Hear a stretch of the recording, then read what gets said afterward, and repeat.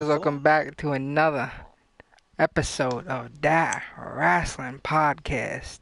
Episode 31. Yeah, that's right. Dat Wrasslin podcast. Here with Ben Rivers, Sheepshifter, and no Soulamazin. Soulamazin is too busy playing that basketballs. He's too busy playing with his NBA. balls. Yeah, he said he'll join in a little bit later, apparently. Okay. But yeah, welcome to the podcast. How y'all doing? Oh, I'm actually good. Very good today. You're good, he said. Okay, who's watching something in the background? I am. I'm trying to catch up on stuff I wasn't able to watch because I have a reasonable excuse for missing SmackDown. I had to take my daughter to the fair. Yeah, so Sheepshifter has a little catching up to do in the background over there. Okay, so let's continue on with the show. We have the Shield kicking off Raw here today. I mean, not today, Monday? My bad. So the Shield came out, kind of boasting a little bit of accolades, saying, you know, they are the champions with like, those championships matters the most in tag team championships, is what they were saying. And that they are the, what is it called? They are the workhorses of Raw and whatnot. And, yeah, they're just showing off their titles. The Raw and, well, I'm talking about Raw. Showing off the Universal title and the Intercontinental title for people that don't know. And, yeah, we have, you know, Braun Strowman, Dolph Ziggler, and Drew McIntyre coming out. And, they kind of basically start talking that ish, like always. But they brought up an interesting point. They were talking about how Dean Ambrose was, like, basically the one that helped them gain the titles. Like, ever since Dean Ambrose came back, that's the only reason why they hold the titles at the moment, and that Dean Ambrose basically does everything for them. It's kind of like, you know, I don't know the word for it. But anyways, interesting points about like he's done. Even without it, he's done like a lot. Yeah. But anyways, that was an interesting point, and they were kind of get Dean Ambrose to turn on the Shield or turn against their brethrens. But yeah, I don't. Other than that, it was a pretty good promo. It did bring out some points there and here. I thought it was a great one. Yeah, it was pretty good. Pretty good. Also got interrupted by, you know, the current, the replaceable Baron Corbin. Yeah, Baron Corbin. Which was actually informed, before the show actually really started, that that him and two other partners would take on the Shield in the main event for Raw, and I don't know. I think this could be a build-up. You know, the whole Baron Corbin, you know, of course, as general manager. I think this could be a little bit of build-up to a rivalry between Baron Corbin and Kurt Angle. You know, for the top job. It could. Who knows, honestly. Yeah, but there's a lot of like interesting stuff that could happen, like, you know, with the whole Shield game. The whole Shield, you know, probably breaking up, Dean Ambrose probably turning heel. What about if we get a Roman Reigns heel turn eventually? Yeah, it could. That kind of. I don't know. Don't start triggering Sheepshifter over here. Once you trigger Sheepshifter with them, heel turns and baby faces. Okay, I will say this: if there is actually any person that you know who would get triggered by it, would be Soulamazin, but he's not here at the moment. So yeah, so do you guys have any opinions on this? Yeah, Sheepshifter, you got anything? About Drew and Dolph made some interesting points to Dean. I think it set up the stage, for so to speak, not for really a heel turn. I don't think Dean Ambrose will turn on him, although that would probably be interesting. It's too obvious. Yeah, it's what everybody was thinking, that Dean Ambrose would turn heel when he comes back. Turn against his former Shield buddies. Everybody was thinking about that. Honestly, I think it's the opposite. I think it's setting up for Drew McIntyre heel turn. Or a face turn, or whatever kind of turn. I feel like he's going to join the Shield. And I say this for one reason. There's multiple ways of how this could go down. So there's been like a lot of talk about Drew McIntyre turning on against Braun Strowman and Dolph Ziggler and making a supposed face turn, and he's supposed to be up for some, good high card, main card event matches to supposedly win the Universal Championship. And I see him joining the Shield for a short period of time just to turn on either on them and have some kind of plan worked out where he would he would eventually end up facing Roman Reigns at one point. And there's that way, and then there's a way of him just leaving and then having that feud still continue with Braun Strowman and Dolph Ziggler between the Shield, and have Baron Corbin just in there in the mix on basically Dolph Ziggler's side and Baron Corbin's side. And then once that starts dying down, I think that's when Drew McIntyre would be in the scene of going against Roman Reigns. That's what I see. I don't know what you think about that. I think that's a little bit too far-fetched. I don't think anybody's going to join the Shield just because they're not going to let anybody in the that's Shield. true. That's like true. saying, But I'm not saying as a joining as a permanent thing or a member-wise, but like an affiliation. Kind of like how, what's going on with Shinsuke and RKO kind of thing. Yeah. The garbage on SmackDown. The garbage on SmackDown. So I thought I was doing pretty good. I don't know what you're talking about. I'm saying that's pretty much just ruining it. We'll get to that when we go to SmackDown. Anyway, I don't know. I think, I want him to win some titles. I'm not sure what they're doing there. I'm interested. I can't wait to find out. So I guess they're doing the job right there. Yeah, I guess so. Alright, let's move on to the next match here. Well, it's the first match. Is Finn Balor versus Jinder Mahal. We have Finn Balor coming out with Bayley at ringside here. And Jinder Mahal with Alicia Fox. Because they're going to be mixed match partners. So that's why they were at ringside. This match was pretty interesting. It was pretty good in my opinion. I mean, it wasn't the best. Finn Balor is good, but the opponents he's been given in the matches lately he's been given, it's been too short or too bland. There hasn't been much to it. And this was funny for one reason of because of Alicia Fox, how she was basically just edging on freaking Jinder Mahal. He was like, yeah, go. Yeah. She was edging on Jinder Mahal? Oh, you know what I mean. She was egging him on, like cheering him on. Egging. Yeah. Okay, egging him on. I got you. Yeah. Yeah, but I think Sunil Singh and Alicia Fox, I think they'll have an argument back in It was just hilarious, though. The interesting thing here is that Jinder took her side. Say that again? Jinder took Alicia Fox's side and started beating up, I guess what it's Sunil. But he's done that before. Oh yeah, plenty of times. Plenty of times, so it doesn't really I make a said it was difference, the end. honestly. I think more than once we were like, oh, that's it. He's gonna get rid of a sidekick.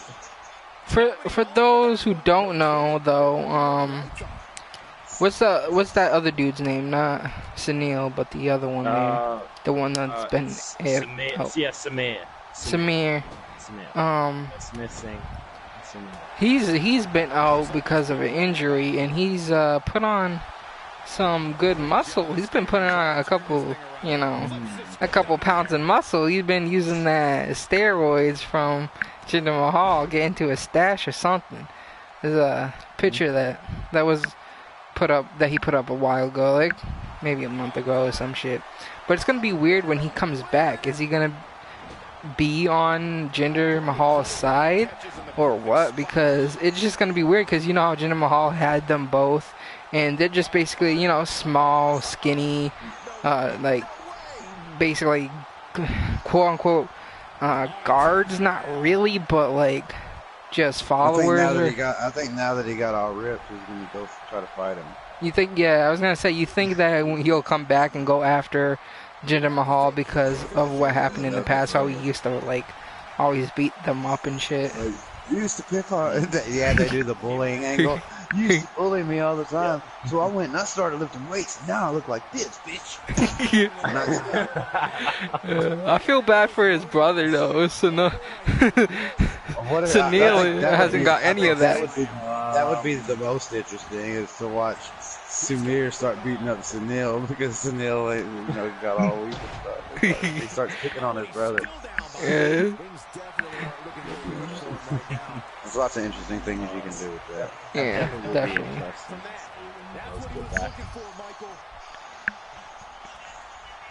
Soul is over there playing his basketballs. Yeah, NBA. He's too good for us, apparently. Anyways, I don't know if Ben, you have anything to say about that? I thought the match was okay, but the Sunil and Alicia Fox thing, that was funny. Like literally, them arguing. I literally thought that Alicia Fox was just gonna push Sunil at some point. Yeah, it was hilarious. Literally, it was okay. It was an okay. Yeah. Alright, so, oh my god, the next match here was the most terrible match ever. This was the worst match in, like, history probably. Who knows? Oh my god. So we got the Bella Twins and Natalia versus the Riot Squad.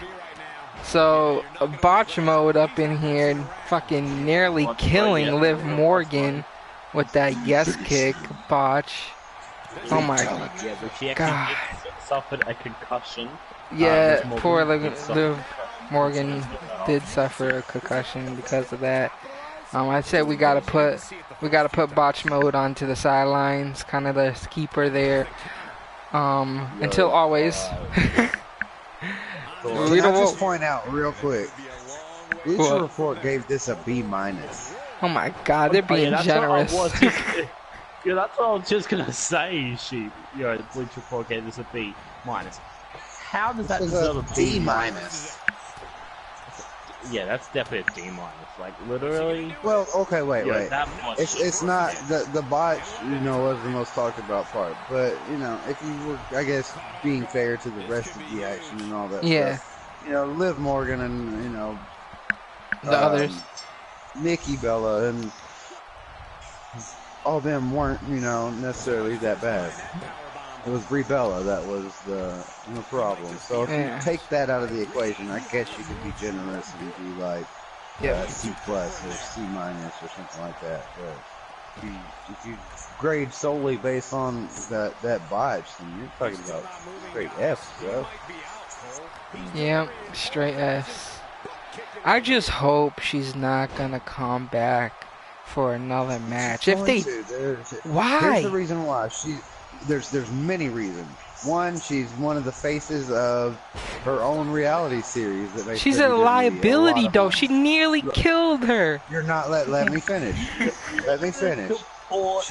She's also married to Daniel Bryan, I who's a know. bigger superstar than just about anybody in the business. She's also the sister of Nikki Bella, who's bigger than she is as far as fame. And her sister also happens to be very closely linked to John Cena.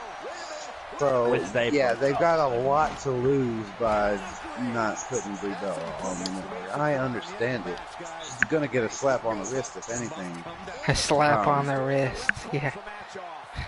But she won't even get that, because, it happens all the time, and it's going to happen. The problem with Brie Bella isn't necessarily the fact that she had a botch, it's the fact that she's continually botching on a regular basis and putting, now that's the point where it seems to be endangering lives, or, endangering the health and safety of other athletes, superstars. You're in some murky gray area here where, it's like, what do you do? So, I don't, they're going to keep pushing. What you do? I don't care if she's like the face of this and married to that. If she's going to go up, let's say she does take a life. What happens then? It's totally on them, and they made the wrong call of having her there. They know she's a liability. She's over here botching like every freaking show. It's like, come on, dude. Yeah. Yeah, is she gonna freaking do this like at Super Showdown, like in Australia? I literally swear, if she does that, like at Super Showdown, I think everyone's She doesn't need to be on wrestling anymore. Yeah, and can you believe it? The Bellas are going to be in Australia. Oh yeah, guess what? Yeah, I actually won't be freaking in Melbourne. Because I'll be, of course I'll be playing WWE. Okay, 19. Yeah. So Bella out here, nearly taking lives. What's different about that? Anyways, oh yeah, that wasn't the. She tried to blame the botched suicide dives. Yeah. On the baby, on having the baby.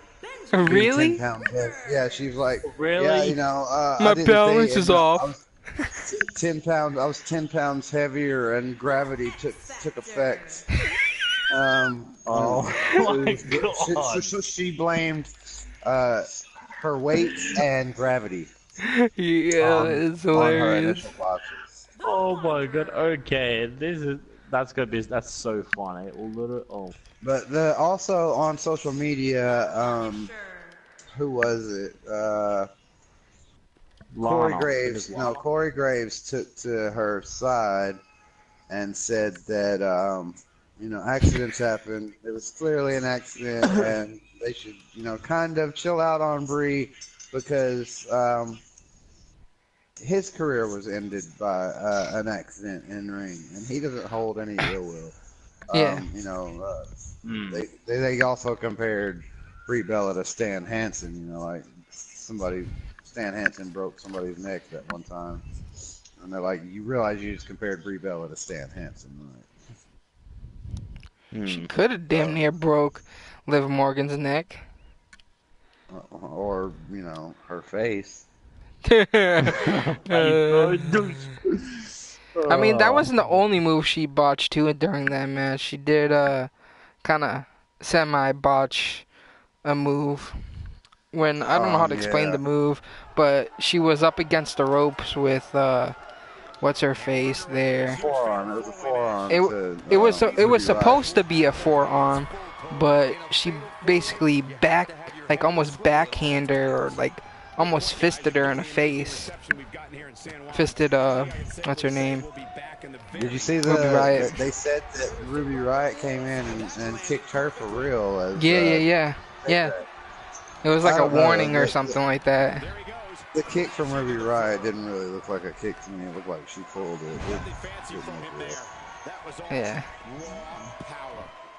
I don't think that happened. So.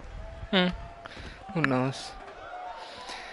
Anyways, moving on to Another Chad Gable match here. Chad Gable versus Connor in solos action. Chad Gable losing this to Connor, which is interesting. Sure. I guess it just, I don't know. Yeah, I have nothing really much to say about this, honestly, because I never really cared for the pairing of Chad Gable and Bobby Roode. I always thought they'll end up having some kind of heel turn or something between these two guys. It just started. Huh? It just started. It's only been like 3 weeks. I know. Yeah. But sooner or later, I mean, if he's gonna lose again in a solo action, then there's gonna be something that's gonna happen. I'm gonna be like, oh, this is that, your fault, or I hate you, or this, or something. I don't fucking know. There's gonna be something that happens. Some kind of fight that's gonna happen between Bobby Roode and Chad Gable, and then they'll do one more match together, and then after that match, they'll end up messing up and losing, and then after that, we'll get a little breakout there. Well, I don't know what you guys think about this match, Chad Gable and Connor. Yeah, I wasn't actually like, you know, just like a little bit of a fan of, but yeah, I've been like, what's this one now? Yeah, I kind of knew that, I probably like recommended that Chad Gable was gonna win, but Connor, on the other hand, this took me by surprise. Like, yeah, because I actually am like a little bit of a big fan of the Ascension at the moment. But at the moment, you're one in like last 3 week people on the planet. Yo, last week when Victor like lost, it's you and the guy so with mad. what's always all with his mom. Yeah, I'm just the saying. only Ascension fans alive. Chad Gable kind of actually deserved this loss. You and 5-0 negative guy. Yo, he deserved the loss. I'm sorry, he deserved it. I was very surprised by the Connor victory, but kind of at the same time I wasn't, because it was a singles match, and they were trying to show the inexperience of Chad Gable compared to. I think they're gonna try to go with like this mentorship thing where they're gonna try to give Chad Gable a little bit more Bobby Roode personality, and then give Bobby Roode a little bit more Chad Gable's athleticism, you know. Okay, please I do don't not tell me think that that they're a Chad terrible Gable. team. I don't think it's a terrible pairing. I think it's got potential because of the comedy dynamic of it, of him being really energetic and enthusiastic about it, and Bobby Roode just like kind of laughing it off at the same time. You know, I think that it could be potentially good. It could potentially be good, yeah. It's just the execution hasn't been all that great. And whenever it has execution on WWE's It's not the pairing, writing. it's the execution. You know, it's the matches in particular. 3 matches, a feud with the Ascension isn't what they needed. If they were going to get over, they would have had a victory over somebody of consequence, somebody that mattered. Because the Ascension just doesn't matter. I agree. Oh my god, I literally just, I'm just like looking at Bleacher Report right now, and like literally like one of the I kind of pronounce the stupid one word, the I pronounce this one word, analysis. Why would anyone want to cheer a guy such as Gable who just lost to a guy like Connor, who has been so poorly utilized to this point as part of the Ascension, that he and partner Victor somehow has less credibility than Kurt Hawkins? What? Well. Okay, that's very... Okay. Yeah, I just had to stop by and just read that very quickly. Alright. Let's just continue. Yep. So, next match here, was an interesting match, actually, because there's one point in this match I want to kind of talk about when we get into it. So, Raw Tag Team Championship match between the Revival versus Dolph Ziggler and Drew McIntyre. This is interesting because the Revival actually did put on a pretty good match here. They kept up pretty well. I honestly thought this would have maybe been a little bit of a squash match, like a little bit quick match. But there was heard this it one stole the spot, huh? I heard it stole the show. Yeah, it was a pretty good match. I was pretty I thought it was gonna be bad, kind of bad, so I kind of wasn't same. paying attention. That's and what I I'm walked saying. away. That's what I'm saying. I thought it was gonna be like a little bit of a squash match. I thought it would be quick over, but they put on a pretty good match for what it was. I mean, they did have like the upper hand for quite a bit in this match of the Revival, and there was this one point where I thought, you know, they were gonna win the titles. It was Dawson when he did a power bomb and a suplex splash combination, and he went in for a pin, I believe, and I thought that was it right there. And there was also like a tornado DDT from Wilder to McIntyre on the outside, so I'm like, oh shit, this is gonna be it right here. Drew McIntyre can't get in the ring. I mean, I would have been surprised, honestly, if they won. I would be a little bit upset because I don't really care for them, but I would have been surprised. Wow. But, yeah, I'm just saying the Revival can put on a good match. This match they did, at least. This match they did, at least. I guess this gave them a little bit of a revival, you could say. They go hard all day, all night. Yo. Okay. Southern Proud. Yeah. Yeehaw. Anything else you guys got to say about this, or no? We're moving on. As good as this match was, I mean, this match got Streetkilln to give the Revival a nod of approval. Yeah. And Bleacher Report only gave it a B. Which is not bad, though. Why was this match not an A? It's not really But look a at badge. some of the crap. Look at some of the crap they give A's to, though. Yeah. I think compared, based on their grading standards, it should be an A. On our grade, my scale, I'd say, you know, a solid B plus. B plus, A minus. Yeah. Yeah. So I think that would. But definitely a strong showing from the Revival. I'm still not a fan, though. Still trying to get back to his feet here. He's clearly in a bad way right It's going to take more than one good showing to sell me. Yeah, I agree. Yeah, I cannot wait till it. Yeah, I cannot wait just to see them win the tag team champ. I cannot wait for that.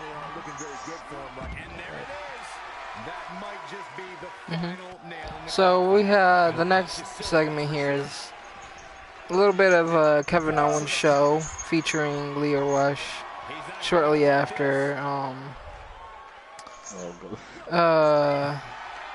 Elias was also there, and Bobby Lashley. This turned into a match between Bobby Lashley and Elias. Leo Rush is, Leo Rush is what's making this whole thing entertaining for me, honestly. Not like Bobby Lashley can't put on a match, but his shit was not entertaining. The shit that they were giving him for, like, story-wise, with just Bobby Lashley, but with Leo Rush in the mix, it's just entertaining to watch. You know what I mean? I agree. We said that from the beginning. Yep. Bobby Lashley needed a mouthpiece. Bobby Lashley needed a mouthpiece. We said it forever. They finally listened. They finally tuned into That Wrasslin podcast. We got one of the writers watching us. We're like, oh shit, these guys actually write to do that. Oh my god, yeah, this guy definitely knows what exactly what he's talking about. So yeah, I'm actually entertained. They got my approval here. Are you not entertained? No, I am entertained. But yeah, pretty good match. Lashley only won by disqualification. Disqualification. Yeah.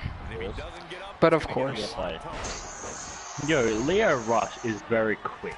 Like outside.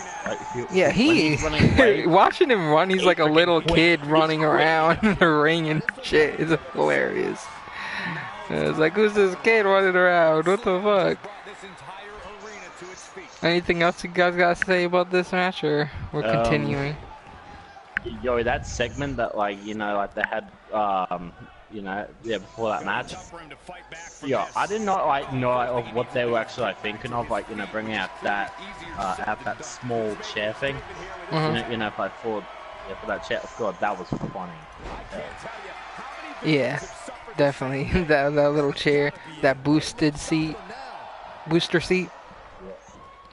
When he brought that up. This rivalry, this rivalry between Bobby Lashley, Elias, Kevin Owens, and Leo Rush. Now, if there's a tag team match, I kind of want to see a tag team match. Like, eventually. God, that's gonna be the most. That'd be interesting. Yeah. I know next week Kevin Owens takes on Bobby Lashley. Why haven't we seen Leo Rush yet wrestle on Raw?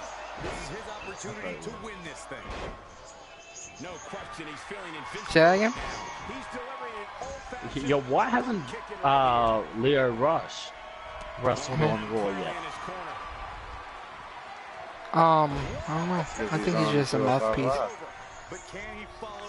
Yeah, but he has been still on the show also with 205 Live, so that's kind of, don't know. But so next match here, Nia Jax versus Alicia Fox. We have Ember Moon coming out with Nia Jax, and of course Alexa Bliss and Mickie James with Alicia Fox here. And not much to say about this match, honestly. It was an alright match, I guess. I don't know, honestly. Jax defeated Fox. Yeah. Okay. Yep. Yeah, this was rated C. That's okay. Yeah, I'd give it a C as well, since Bleacher Report gives it a C. I see it being a C. There isn't really that much to the match or anything. I mean, we did have Ember Moon attacking Mickie James. But that was it. Nothing really else crazy. You got anything, Soul? I mean, yeah, Sheep. Nada. I got nothing on this. Yeah, cool. Sheep Soul. It felt like it was just forced down our throats. Or it was just there to be there. It had no real story, no real purpose. I just don't care. If you don't make me care or give me a reason to care, why should I?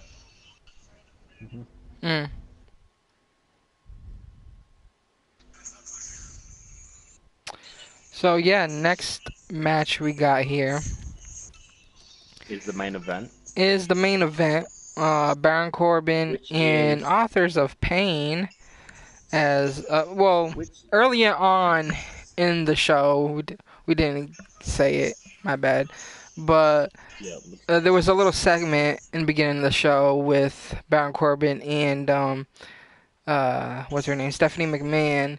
She was basically yelling at Baron Corbin for making that title match between Baron Corbin, himself and Roman Reigns, and that he should just solve his issues with like a regular match or find opponents or some shit like that. I don't remember exactly what she said, but we were all waiting to see what Baron Corbin would pick as tag team partners to fight the Shield, and he picked AOP, Authors of Pain.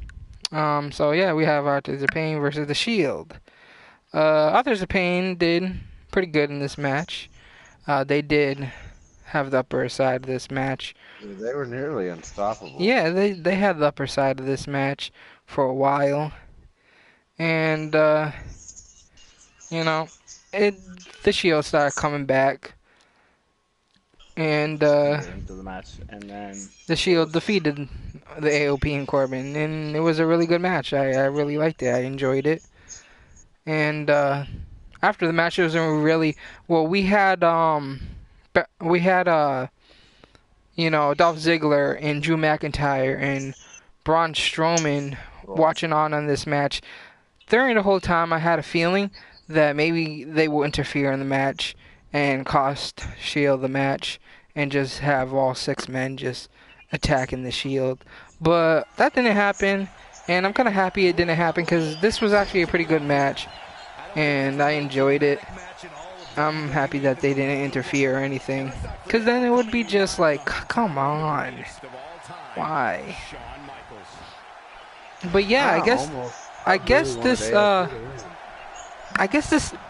just solved our little mystery of what's gonna happen with AOP, like why they keep on being in these squash matches, and like, oh, they're gonna be in a squash match next week. Oh, they were in a squash match this week, so that was interesting.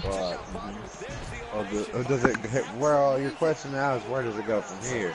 Do they do something relevant next time, or do they go back to squash match? And my guess is going to be back to squash match. It could be, but there is a possibility of the Authors of Pain going against Drew McIntyre and Dolph Ziggler. It's gonna happen. I mean, how else are they gonna lose the titles? You know what I mean? Unless they want the Shield, unless they are planning for the Shield to take the titles. But if they want that, I think they would have done it sooner during that match at Hell in a Cell, right? Or no, not Hell in a Cell. Was it Hell in a Cell, or when was it? I don't remember. Oh yeah, Hell in a Cell. Seth Rollins, Dean Ambrose, right? Oh yay, Soulamazing's in the chat right now. That's great. So yeah, this main event was good. I enjoyed it. Raw's main event. Yo, at the end A1. though, they kind of actually hinted at a Dean Ambrose heel turn, but you know what? They didn't really hint anything. So what happened was Dean Ambrose got out of the ring.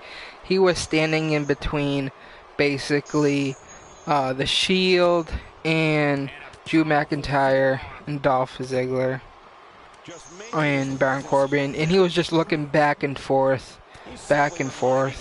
and then he went back to the Shield, joined the Shield in the ring. It didn't really hint anything. It was just basically showing if he is he gonna make up his decision. But I don't know if we're gonna actually see a heel turn from him or not. I don't know. Yo, I was just waiting just for Dean Ambrose just to flip the finger off at him, and then go straight for the Shield. Yeah. Yeah, that would have been a perfect ending to Monday Night Raw, you know. Yeah, just with the middle finger, just to just to Braun, Dolph, and Drew, and then they go back in the ring, and the Shield do that. That classic pose. As you know. But then we moved. Can we just talk about this for a second though? What is your guys' speculation though, for real, about the Shield and Dean Ambrose? You think he's actually gonna turn, or what? I said, I don't think Dean Ambrose is gonna turn. Yeah, it would be nice to see a Dean Ambrose heel turn. It would be nice, but I guess. But there's this one point here where how else do you break them up? That's true. yeah. Well, there's this one point here that Dolph Ziggler and Drew McIntyre and them made. I kind of disagree on this. They were saying that, you know, Dean Ambrose don't need a Shield. He proven that by winning the WWE Championship and whatnot. But you can say the same thing for what's his name, Seth Rollins and Roman Reigns. He's won titles without the Shield. They all won titles without each other. Yeah. So, I don't know. I don't really agree with that. Oh. Guess who's here? It's Soulamazin. Soulamazin. He's done playing that basketball. Legend. Disagree.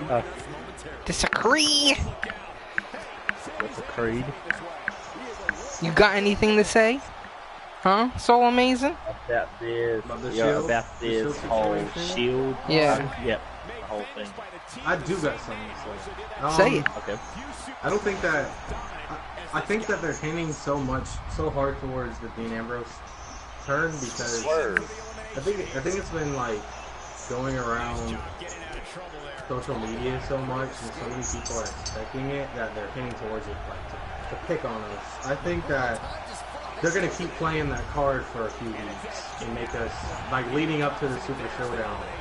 They're gonna keep hinting it. They're gonna keep making us think. I think that Drew McIntyre will turn on Dolph Ziggler before Dean Ambrose will turn on the Shield. I think that they're really trying to push Drew McIntyre to be the next Universal Champion. Yeah, that's what I was saying. I think they're pushing for a Drew versus Roman match. That's what I was saying. Because if you pay attention to the last few episodes of Monday Night Raw, if you really pay close attention to Drew McIntyre, you can see that he's putting on better matches. He beat Dean Ambrose. He's getting more time on the microphone. He's like making you laugh on the microphone. He's got really good microphone skills compared to months ago. Like everything about him is improving. It all looks like a build-up. Like they're letting him talk more than they're letting Dolph and Braun talk. He's carrying the microphone. He's getting a lot better. I'll agree with that. He's like a. I think it's definitely a build-up for something big. I think they want him to be, because Roman's just not working out. I mean, people are still booing him even when he's in the ring with the Shield. I think all it would take to do a big Drew McIntyre push would be win King of the Ring. Because I don't know why, but every time he talks, I'm like, man, this dude should be in Game of Thrones or Lord of the Rings or some shit. Well, it's not just the accent, but he's got like sounds noble, like the way he's talking. Yeah. It sounds regal. That's what. After this last episode of Monday Night Raw, I was talking to my girlfriend saying the same exact thing. I was like, compare his mic work to Roman Reigns. When Roman Reigns talks, it sounds shaky and unbelievable. Like, it sounds goofy.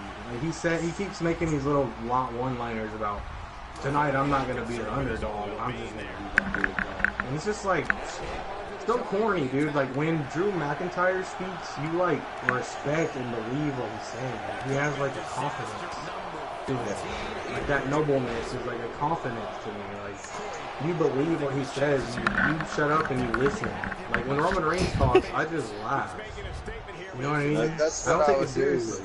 That's what I would do with him. I would have him win King of the Ring, and then bring back that kind of King attitude, like King Booker and King Barrett. King Booker! Bring back somebody with their cape and the crown and all that. Bring it, but he would probably do it more, Game of Thrones, maybe like a big fur king. Like not a corny type of king, like a ruthless aggression type of thing. Remember Ruthless Aggression era? Yeah. Yes, I do. They still shove it down your throats in the 2K games. Wasn't ruthless aggression a big part of like my career in this one? I didn't play it, the entire thing, so I don't know. And it's one of the moves too, not moves, special abilities in 2K. Yeah, true. Yeah, that's what I like about all this, or that's what I think about all this. And, actually, I've been enjoying this little feud. I thought it was gonna be played out and boring, but it's actually been pretty good. And a lot of that is, in my opinion, thanks to Drew McIntyre. Yeah, I agree. And Dolph Ziggler. I mean, Dolph Ziggler is entertaining. They're pretty much carrying the whole thing. Yeah, they are. Hey, let's just also admit, Dean Ambrose actually got to talk on the mic this time. Yeah. I was Real quick surprised. thought, Soul, I want to hear what your thoughts were on AOP. Even though I predicted it, like kind of like halfway through the show, I predicted it because it was funny last week before it was like Monday or Tuesday, but I hadn't watched Raw yet.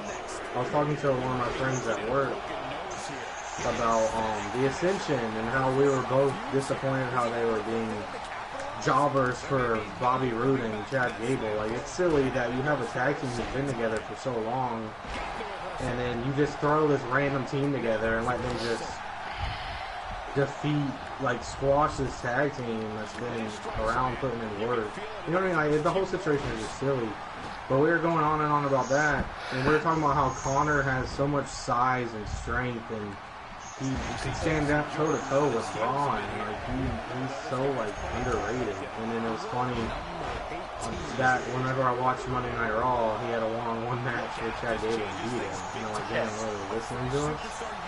But, the reason I say that is, I was assuming because, my friend had seen Raw and I hadn't yet, and he said that, he's like, oh, you remember what we were talking about last week? Well, they must have been listening because something good happened for the Ascension.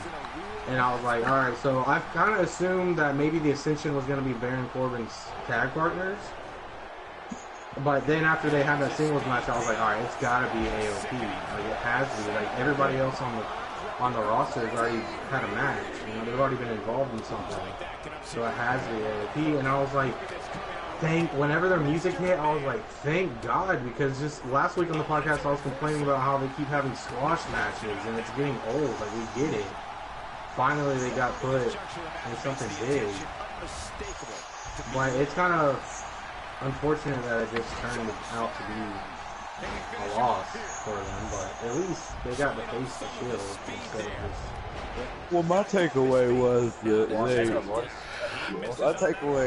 that they came across as just as unstoppable as normal. It took Baron Corbin they fought hard. Baron Corbin took the pin for one. It wasn't a pin on them, and they pretty much dominated Roman Reigns, Dean Ambrose, and Seth Rollins the entire match.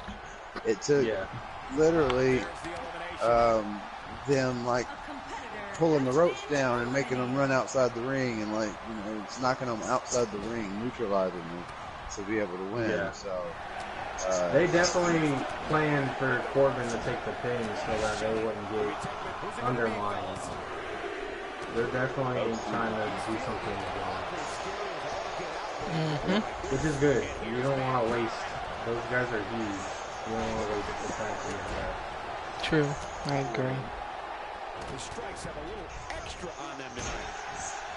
Not like the WWE wouldn't, but... Yeah. Another. Agree there. SmackDown. Yep. Well, I thought Raw was actually pretty decent this week. He said Raw was pretty decent.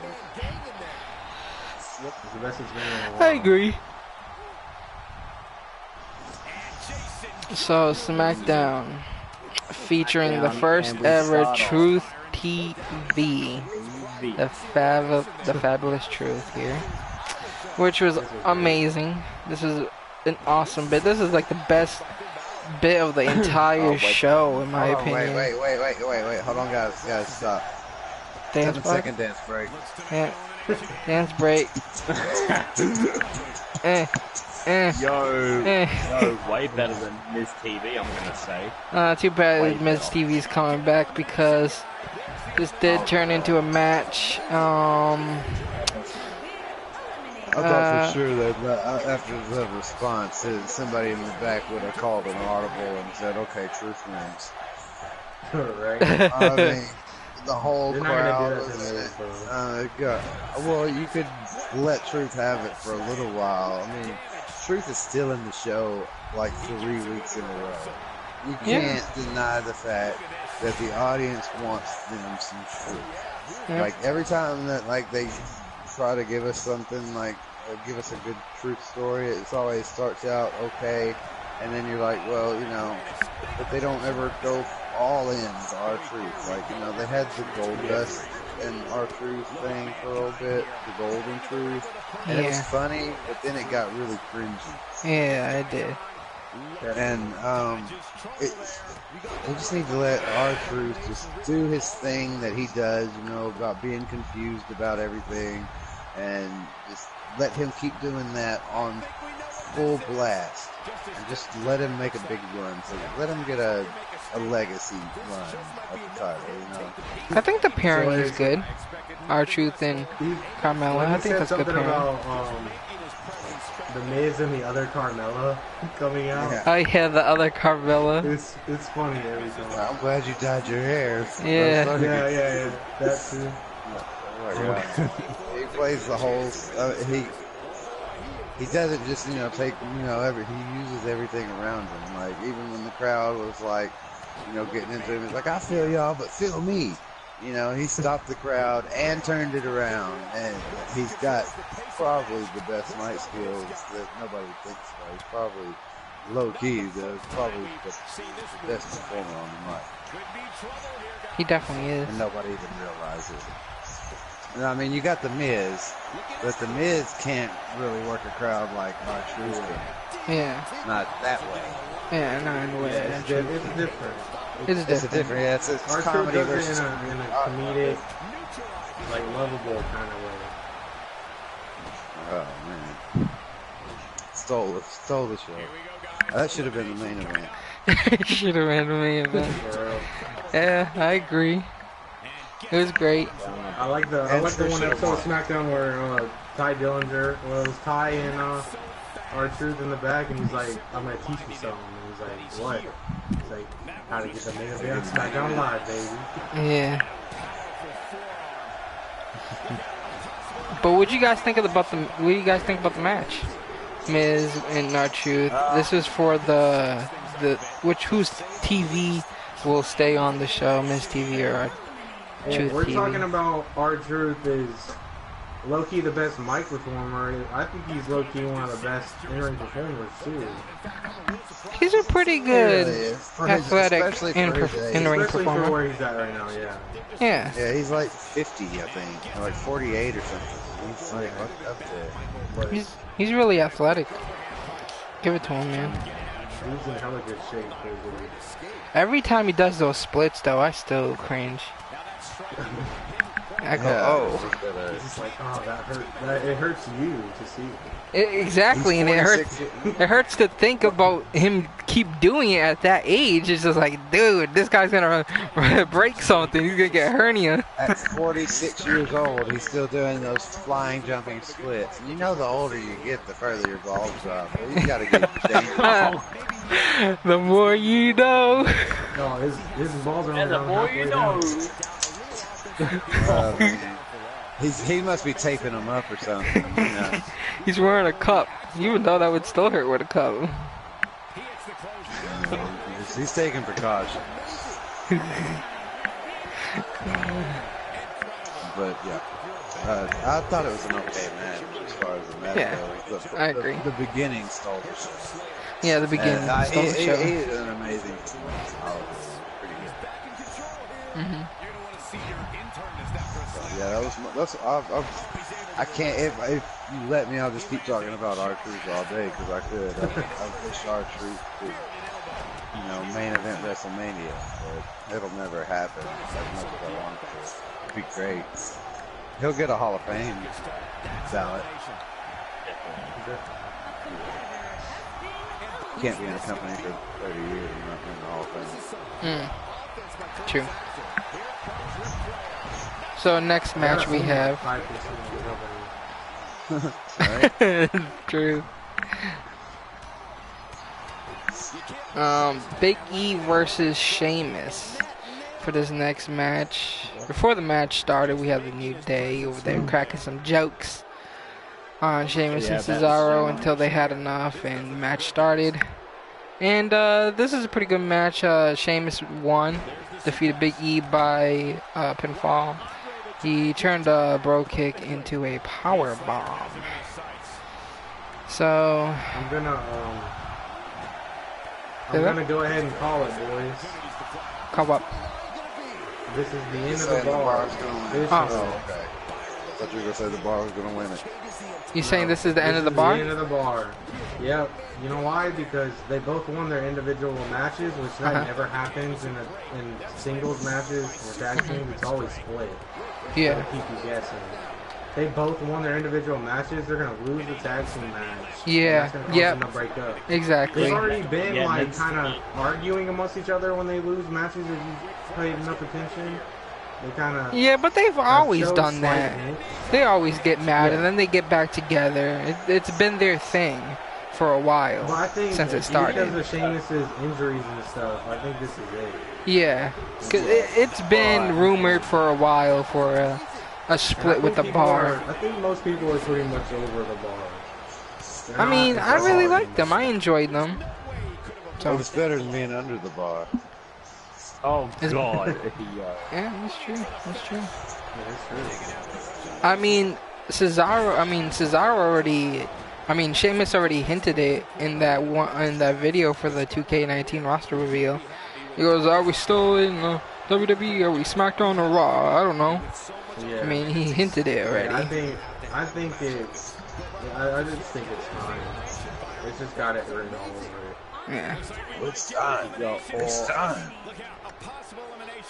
Yeah, I know that. Yeah, I know. It new bar. probably will be the end of the bar. It's a but new I'm actually bar. also Yes, it thinking of is. a tag team. Yeah, I'm thinking of another tag team. No. What tag team? No, you know, she. You're talking it's about the one- Cassius Ono and Cesaro. He Yes. is. He is. Ew. Yeah, but Cassius Ono coming to the main That roster. just made my stomach Yes. hurt. Please tap. To join Please Cesaro? grab. Yeah. No, Why? it's not gonna happen. Because they were a tag team. Yeah, they were a in tag the team Indies before. They were attacking even a lot. And they did a house show and kind of reunited. NXT house show. I mean, it could be, I guess, then. Have they just recently did a house show? Yeah. Yeah. Maybe, maybe Sheamus cost them the match and Ono comes Well, out. and no, got they've been sending a lot more main roster talent down to NXT taping or live shows, just to kind of give them a little. Nikki Cross been doing SmackDown live shows, house shows. Yeah, well, she's coming soon. So To SmackDown. Personal information. That's definitely. but yeah, other than that, Big E vs Sheamus was a pretty good match. I enjoyed it. Bleach Report gives it a B-. I give it a B. What about you guys? Think it was pretty good? Sheamus is He's an OG, man.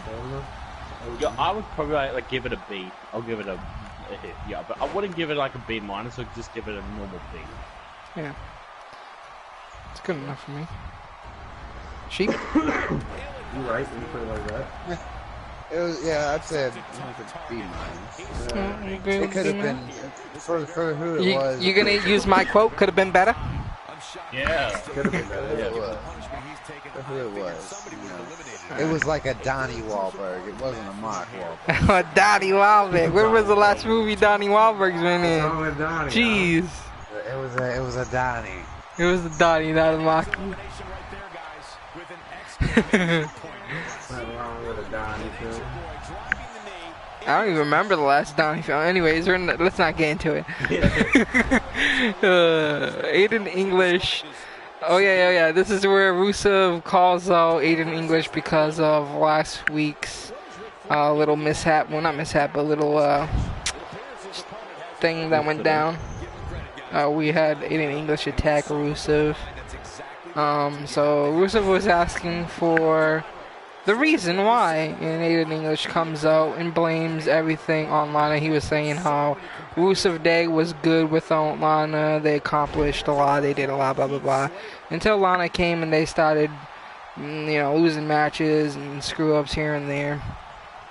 And then he went on to say that, Rusev went on to say, I should say, that, no, it's not Lana's fault. And Lana was gonna say something, and Aiden English is like, yeah, your wife's Your wife's so, what, not trustworthy, but honest, that's right. And he goes, yeah, but has she told you what happened in Milwaukee? And then Yeah, it's just mic drop from there. One night in Milwaukee. That one night in So I've Milwaukee. actually got like a lot of questions. I don't know what might happen, but I think Enzo's got something to do with it. Literally, Well, I how think do you know Enzo's that- got something. Donnie's last movie was Zookeeper in 2011. Oh, we actually bring up Donnie all back? Oh, So Donnie's you getting know. in this situation. That's He great. was also in the last 4 Saw movies, so Oh, he's yeah, I not know exactly struggling for what. that. So, yeah, we have the crowd chanting, Milwaukee, Milwaukee, Milwaukee. What happened in Do you know what I Milwaukee? think it is? Do you know what I think? Oh, Aiden It's English says he kind of has video stretch, proof. But it has to do with The Rock. Oh, that's what they were talking about. You know what it is? See, The Rock, way back, Oh, yeah. said Yeah. they did the Wisconsin wheelbarrow, that he taught her the Wisconsin wheelbarrow. Yeah. And what's in Wisconsin, folks? Milwaukee. Milwaukee. Yeah. That's Do you right. think they've been planning this out that long? Exactly. Yeah, I don't even Wisconsin know. wheelbarrow. Yeah, it's gonna happen. They're getting divorced. Do you think it's actually going to be a real divorce? A real divorce. They just needed a storyline to tell it. I mean, they had a real wedding. Rusev and Lana were like, hey, we need a divorce. And they're like, not without making it a story, you don't. We gotta be superstars first. We gotta be major superstars. They gotta make a superstar. We gotta make money off of this. And And then she's like, yeah, you right. You right. We gotta make money off this. we're not getting divorced unless we make it corny as fuck and just and have But I think this is a push. This is gonna be a push for Aiden, just like I assumed before. I don't know. to do what? Job to the mid-carders? He ain't gonna job. I think it's a push. He's gonna what? I Win a don't know. title? I don't know. I don't know if we can push. I think he can at least He's be gonna win the United States States star. Championship. Yeah, he's Okay. gonna win that United States Championship. Who's he gonna beat? When? I guess he could beat Nakamura. Rusev. But Rusev he would could have beat to win Nakamura. it. I don't know. Anybody, I don't know. anybody It's not right gonna now happen could like beat this Nakamura, but I'll month, get to but- that later. It's not gonna happen like within a month, but it's gonna happen eventually. But he's I right, don't though. see. Everything I he don't says- see Aiden English But having everything a he's push. saying is the truth, though. He did make Rusev Day. And all the stuff he's saying on the mic You're right. is for That real, is for true. real. That is true. It Yeah. is true. And then we never expected him to be the one to turn on Rusev. No one's seen That's it. fine and well, but he's just not interesting enough to carry a whole run. Mhm. Not yet. True. Not yet. I don't but think he there can. is a yet. It's his look. Nobody's going to take him seriously because he doesn't look serious. Yeah, I agree. It's just like I don't for know. the same- There's been it's a for- lot look, far it's worse for the looking same champions. reason. No, it's for the same reason that Oni Lorcan and Danny Burch won't be world champion or U.S. champion or intercontinental champion. At best, they're going to be tag team champions. Mm. It's all about a look, and it doesn't fit the mold. McMahon's never gonna. Maybe when McMahon's out of the picture and Triple H has all the control, maybe.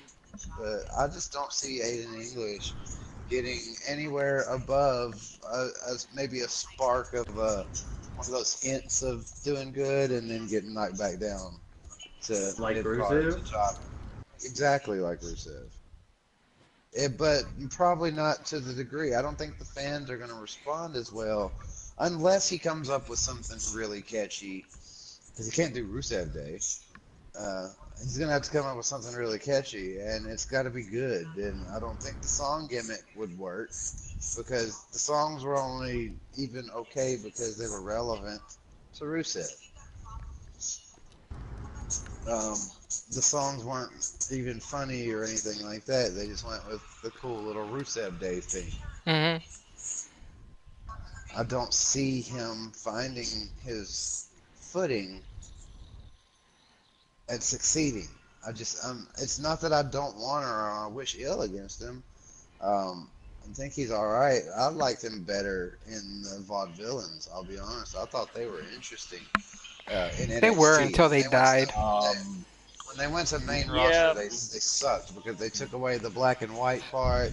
Yep. They took away the whole silent, not saying anything part, and they were trash. But when they had the full gimmick in NXT, they were great.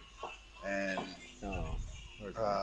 yeah, I think that it's wasted, the breakup, unless the Milwaukee thing pays off. We'll see what the Milwaukee thing is. It's not going to be the Wisconsin World PG-13, and WWE's not going to go there. I don't think, unless they're going to go Rock and Rusev.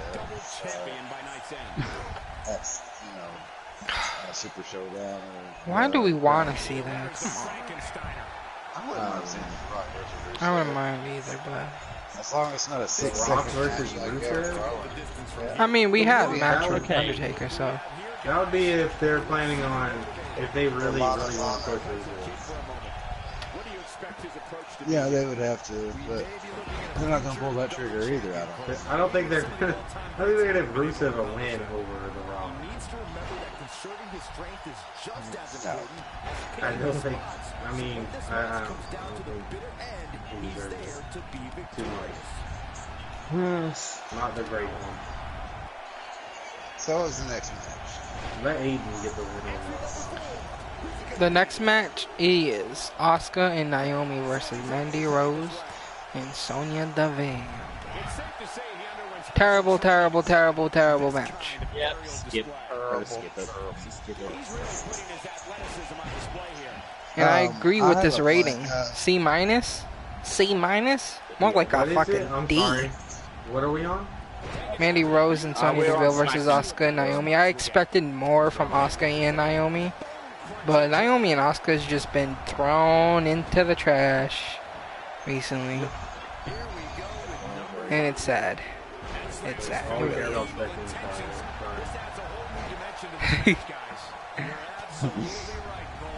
But yeah, Asuka and Naomi defeated Rose and Deville in this match. So. Yeah, So you guys Deville, not necessarily Rose. Rose has actually won a match in between, but this marked Deville's 11th straight loss. She hasn't won since like 2007, since like they debuted and beat somebody randomly. She's supposed to be like a UFC type character, so that whole thing is just completely different. You're not.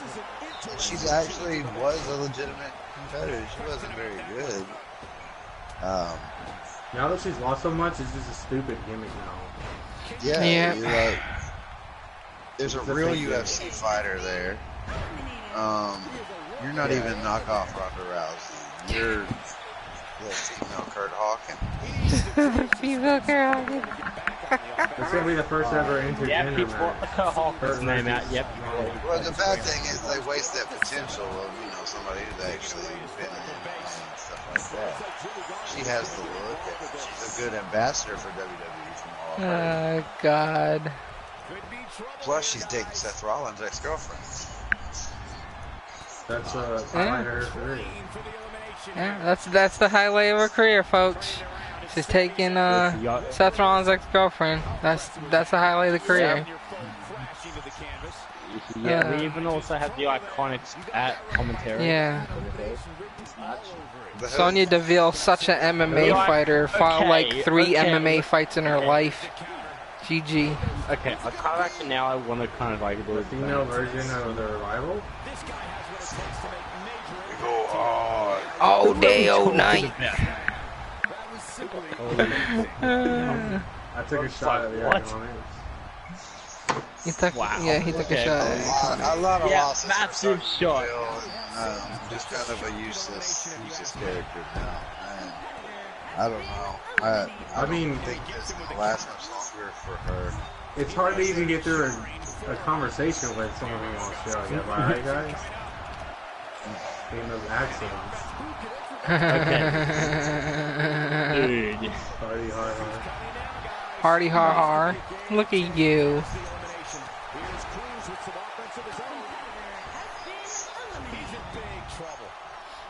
Oh God. Okay, I can look. Okay, now I can hear Seth Rollins. So, anyways, honestly, I'd rather prefer Shayna Baszler just to make her way up on the main card. Let's take Shayna Baszler out of NXT. Let's blaze her up. Let's blaze her up on the main card. That's what you said. You just said Shayna Baszler. So Yeah, blaze her. Sonya Deville? Yeah, replace her. Replace. She needs a replacement. That's her, Shayna Baszler. Shayna Blazer. Blaze her up, y'all. I mean, she was pretty decent in MMA fights. She has a good win-loss record in MMA. I think she won like 15 times, 14 times. She did a lot better than your girl over here, Sonya Deville, doing nothing.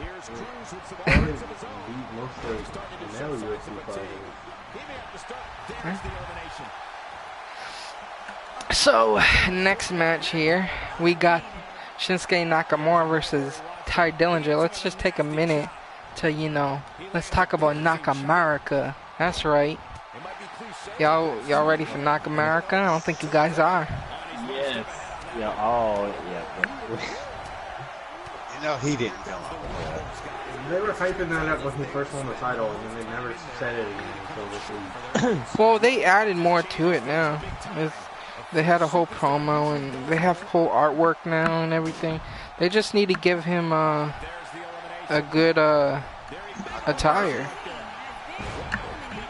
Good attire? Yeah, you know how always, the previous United States holders, except for the last one, like Kevin Owens and all of them, they always have some kind of United States markup attire.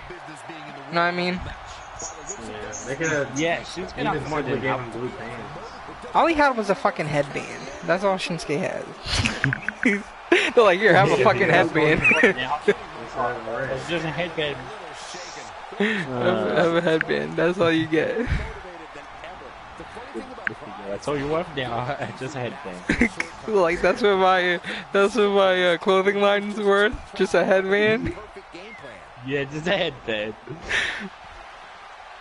Yeah, we don't care about we don't care about t-shirts. Yeah, it's just a headband. All right, yeah, it was a headband. So, yeah, of course, Dillinger ended up winning this match because of DQ, because of Randy Orton appeared and assaulted Dillinger, which is interesting. I don't know why he would attack Dillinger. Like, why? Why attack Dillinger? I'm super hyped about this. I did not expect this at all. I don't think anybody expected it. It was unexpected. And I love it because I love Ty Dillinger, and this is his push. This is finally his time. Him getting murdered by Randy Orton out of nowhere. Yeah, because it's a good thing to get murdered by Randy Orton. People are talking about him now. No, dude, my fear is that that's it. No, definitely yes. not. He's gonna move Okay, on. can I actually He didn't say that Ty Dillinger was his next villain. Wait, Well, he showed us. wait, I just realized. And now it's over. He said, no, I just don't like the whole team. I think he's just attacking random people now. Jeez, I think he's just gonna go on a random the attack. Whole thing, you gotta pay No, Rampage. attention whoever to is the- actually facing gotta pay Shinsuke attention to the Nakamura, that's who point. they will attack. Yeah, whoever You is gotta pay actually attention facing to the Shinsuke story. Nakamura. This is a good thing for Ty Dillinger. That's what I'm saying. He said he was going after everybody's favorites, right? He began with Jeff Hardy. Okay. Yeah, because who's So, Ty now Dillinger's you put- favorites? Who's favoring Ty Dillinger? Yeah, who's But it's supposed to be like true. the new people that people like. Yeah, because a lot of people are liking Ty Dillinger, huh? A lot of people do like Ty Dillinger. Yeah, why has he but not you don't attacked see like people out Shinsuke there Nakamura? cheering and wanting Ty Dillinger in a match 24/7. You gotta put them in some kind of storyline. You gotta do something. Straight It's here, over. Based on, This is his based on the moment. fact, Okay, based on the data, even if Soul was the only one out of us four, there's 25% of the fans who are the Perfect 10 fans. So that represents a sizable portion of the It puts WWE him. audience. It puts him and a in some significant kind of number. list with Jeff Hardy. You say It does. You say I'm who offended. Randy Orton went after? He's Jeff Hardy and comparing Ty it with Jeff Dillinger. Hardy. I'm offended.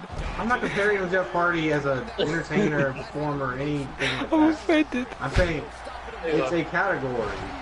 I could Whoever compare you are in- current Jeff Hardy and not be offended. Who has Randy Orton attacked? He started with Jeff Hardy, now it's Ty Dillinger. Yeah, and It puts him in then some the kind next of a one is loop. gonna be somebody else random.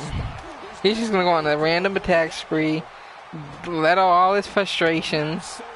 All I'm saying, this Randy Orton is has to pay off. We gotta see a career ender happen here.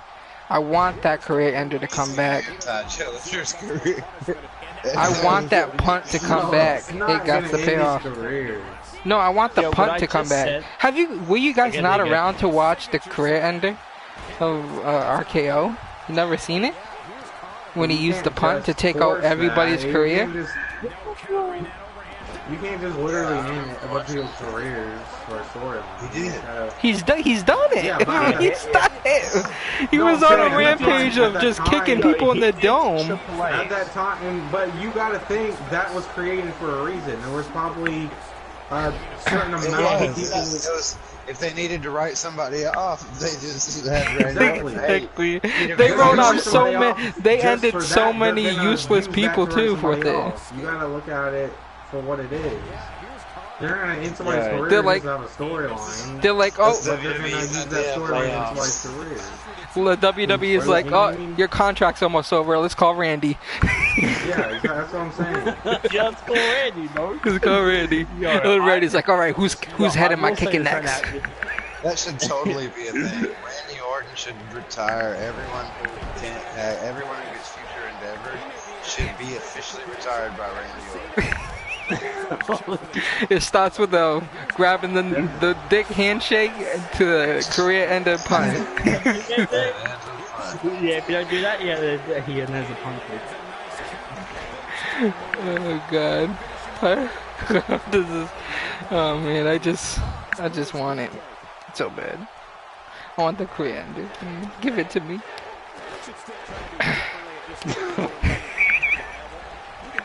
What, didn't Ty Dillinger beat Shinsuke? Or he was Um, It's near DQ. beating Shinsuke? he won by disqualification. Yo, I And he swear, put on a great match. And it was leading up to he was gonna to win. And then Randy interfered. I think this is 100% positive for Ty Dillinger. I don't think it's anything negative on his part. I think No, it's it's nothing negative on him. they put him in a great. He performed great against Shinsuke. Nearly had the win, and then Randy Orton interfered. I think it's a good thing for him. Yeah, I agree. Sometimes you gotta take a L in the WWE, or a lot of L's in the WWE before you really get your moment. I think this is leading to his moment. Definitely. He's not gonna be like, oh, next week he's gonna be the champion. Like, it's a start of something. Start of something. All right. So moving on, we have a little bit of Becky Lynch versus Lana. It was a pretty decent match. I mean, it wasn't the greatest ever. It was just a match for Becky Lynch. There's not like really any story to it, honestly. It was just a match for Becky Lynch. She just appeared backstage when Lana and Rusev was talking, and then boom, I didn't like that. it's a match. That shit was so cringy. The backstage thing, Yeah, like it made me like, I was like, Becky, chill. Like, Milwaukee. God. Like that part was funny, the Milwaukee thing, but the whole, like, just her attitude and demeanor was like annoying. Like I never felt that way about Becky Lynch before, but I was like, can we chill? Like the little, like she's being a bully now. It's like, what are you doing? Just doing what the heel does best. Over the years, we've come to expect these bursts of greatness from him. Okay. So yeah, this I feel the way she felt that 1 week about it. Like that I felt like it didn't seem genuine. It felt like she didn't really want to do it, so it was like childish. You know, I don't know. Yeah, I know. I understand. I understand. So like when somebody's trying to pick on you, but their heart's not in it, and you're trying to be like, get the fuck out of my face. Like, you know what I mean? Like, Yeah. who are you talking to? I think. Like that's the way I felt. Mm. That move at this juncture of the match makes the intention unmistakable to belittle. And it's the So yeah, we had Becky Lynch win via submission, but the that could have been disastrous, Byron. dishonor, of course. So, anything about this match or no? No, no. Cheap? It was not the worst thing I've ever seen Lana do. It wasn't the best thing I've ever seen Lana do, but she definitely hasn't improved in the ring so far. Hits the overhand punch. If anything, it's about the same. And he lands a savage elbow. But yeah, it was a Becky Lynch His thing. energy is great, but it remains to be seen how good his step. Alright, moving on to the next segment here. This is supposed to be a contract signing. Samoa Joe and AJ Styles. AJ Styles was out there waiting for Samoa Joe to come in and sign the contract, and he hasn't came in. And all of a sudden we got a little feed going, quote unquote, feed happening on the Titantron with Samoa Joe apparently being at AJ Styles' house, not inside his house, but outside of his house, and just basically talking about the shit he always talks about. You know, Wendy. He didn't actually say Wendy this time. No, he didn't say it the way he usually says. He just says Wendy and little Annie or whatever. And he was just talking, and he was saying something about how AJ's feeling right now, and how that how he would be feeling when he beats him or whatever. And there's this one bit towards the ending of the supposed feed where he goes, "Should I just invite myself in, or should I ring the doorbell?" I shouldn't invite myself in. That would be rude. I'll just ring the doorbell. He rings the doorbell, and then I don't know. He looks towards the door, and it just cuts off there. I like how he inched his way towards the front door. Yeah. During this entire thing. Yeah. He got closer and closer and closer, so you could kind of feel like the way AJ Styles must have been feeling, like, Yeah.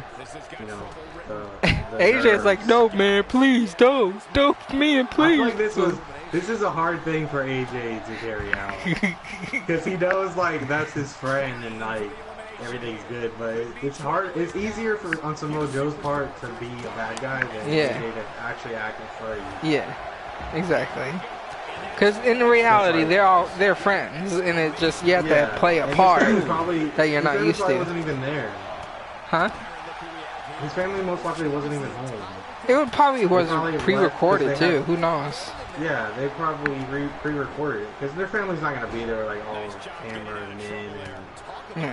all that crap. You know what I mean? Yeah. Production crew and shit. And it's probably not even his house. All we really had for him, No, it was for us to probably know his it was his house, I think it was probably his it was just a freaking mailbox. They know. I think it was his house because they know that people are gonna look that shit up. And that's what's creepy about it. That you're showing this, and they're like, "Oh, yep, there you go. You got thousands of stalkers now going to your house." Well, they didn't show. That's why they don't show his dresses or anything like that. It was mostly zoomed in on his face. You couldn't see much. Well, you can see the front door and the front view of the house. Oh, who's gonna drive to every house in that town? And most celebrities, people already know where they live. Anyway. Yeah, that's true. That is also true. And that's why they have security and stuff. Yeah. Still got plenty of gas left in his tank, though. Well, he had to expect to take some punishment here, right? I mean, He probably lives in the middle of nowhere. I really enjoyed this whole Samoa Joe and AJ Styles feud. It's one of the best. They're doing pretty good with it. And I'm not disappointed at all. I was afraid of being disappointed. I'm just gonna be disappointed if AJ Styles. I mean, if Samoa Joe does not end up with the title sooner or later with this whole feud, he has to end up with the title. Because I want him to win the title, but at the same time, I want AJ Styles to headline, maybe not headline WrestleMania, but I want him to like get his WrestleMania moment, like WrestleMania. Because that's the last thing on AJ Styles is, you know, that's the last thing he needs to accomplish in his career. I mean, he could retain at WrestleMania and then lose it the next day or something. But yeah, but you just said sometime soon. That's March of next year. Yeah, I mean, look how close we are to the end of the year, though. And the show drags a lot too. We're talking about half a year away. That's not sometime soon. Yeah, well, he could lose it to Samoa Joe and win it back from him. Yeah, exactly. I wouldn't mind if it's a short run. I don't mind if it's a couple weeks run or a week run. I mean, still, he could win it back after losing it. The next time he defends it to Samoa Joe, it'll be after the release of 2K, so we can stop using that as an excuse. For why he can't drop it. Oh, yeah, for you folks home, we're going to be having next episode of Dat Wrasslin Podcast on 2K19. Which also does come out on the 5th, but I think it comes out on the 6th for me. Everybody pre-order? I may be wrong did you about pre-order? That. I may be wrong. I did. I'm pre-ordering. Actually, no, I got the deluxe edition. So that's good. Well, if you want to get it early, you have to get the deluxe edition. Or that. Yeah, that's what I did. Literally. Yeah. Literally. Because only the deluxe edition, and well, I kind of learned this from Sheepshifter because I wasn't sure. Because they were really advertising the whole Woo edition to be the one that have early access. No, they're just doing it just to make more bloody money. That's what they're just doing that for. Just to make more money. They basically, in the advertisements, they're like, yeah, with the deluxe edition, with the Woo edition, play 4 days early. They don't like, also you can play a 4 days early, the cheaper version. Yeah, they don't. Yeah. I wouldn't either. If I was, I can't blame them. You're dumb if you make the mistake of buying the Woo edition just because you think 4 days early. All you do is little tiny bit of research. Not that much. I probably would have ended up buying it for that reason, but then I don't really buy games for that reason. I bought the Woo You don't edition read or pay for attention to anything, Street. had in it that I wanted. We know this. But that's not the reason why I bought Woo edition. This is the first collector's of edition of anything that I bought in my entire life. I've always end up either buying like a deluxe edition or standard edition, or maybe whatever edition they have, just not the collector's edition or anything. Never end up buying one. So I'm like, you know what? This is the first WWE game. I bought some of the smaller ones that weren't like much more expensive. They were like they were marked down. I bought a Mortal Kombat. It had like the bookend, Scorpion on one side, Sub-Zero on the other, and it was like marked down like $30-40, but it was like $100 when it first came out. That was pretty expensive at the time because it was like a PS2 game. Yeah. So I guess I have had one, but yeah, this will be my first one. Yeah. And I got it because of what it has in it. Because I did the research on it, and I went and looked up the previous editions, what they sell for now, and it's like $40. You get the 2K18 Seen Enough edition for like $40-50. Still sealed. Get all the stuff that was in it. The John Cena autograph. All that shit. So it's like, you're only buying, you're literally only buying this for something that's not going to hold much monetary value. Like the Ric Flair thing's not going to be worth it. The fake rings not going to be worth that much. Funko Pop might be. It might be because it's exclusive to the game. It's exclusive to to the game, and plus there's only a certain amount there is apparently. If they keep it towards that and not end up putting it on the shelves later on, but Put it on the shelf later on, but I feel yeah, that's what I'm feeling too. But if it's an exclusive, they better keep to their word of being exclusive. You know I what I'm doubt saying? they do, or the Woo edition would sell for a lot more. Well, I mean, I doubt the Yeah. Still, I bought this for mostly for the unboxing. I wanted to do the unboxing of it, and I do like Ric Flair, and having a piece of robe worn by Ric Flair, that's pretty neat, to have. So I think that's pretty cool. I just got into the Funko Pops, and I don't have a WWE one, so there we go. It's crazy to think that they kept all those robes all these years. I know, right? Well, have you ever seen? Oh, you guys haven't watched Holy Foley.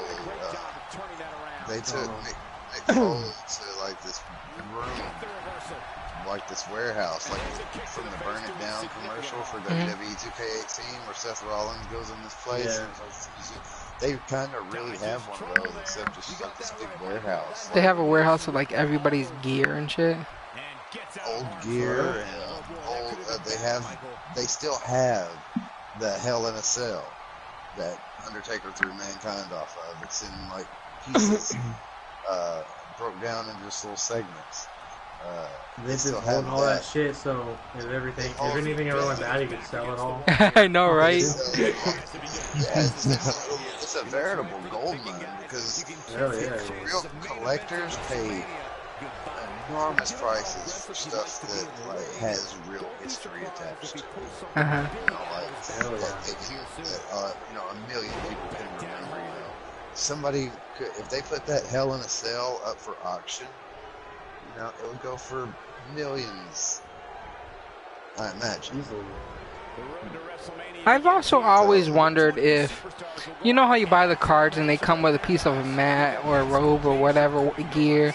I've always wondered, is that really, really, really a piece, or is it just random? You have to look. There's some are validated by a regulated company.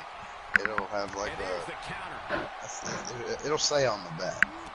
You can tell whether or not they are. Or whether It's like, do they keep the fucking mats? All the mats? Do they have like a warehouse where all the mats are like, oh, this mat was used in WrestleMania 23.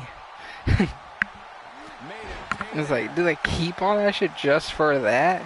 And just to sell it or whatnot? It's just like, that's why it gets me wondering. Like, do they actually really keep all this shit? Yes, they do.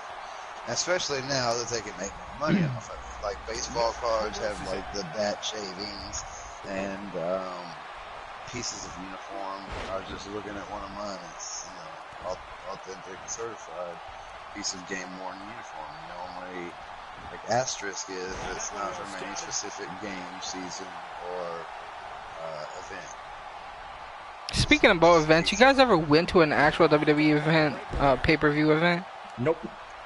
I've never been to one. You know what you can do? You know you can take those chairs in the front row and bring them home. Oh, really? Yeah. So the chairs in the front row, you hardly get to see them. They have pictures of the event. They have the event poster picture on it.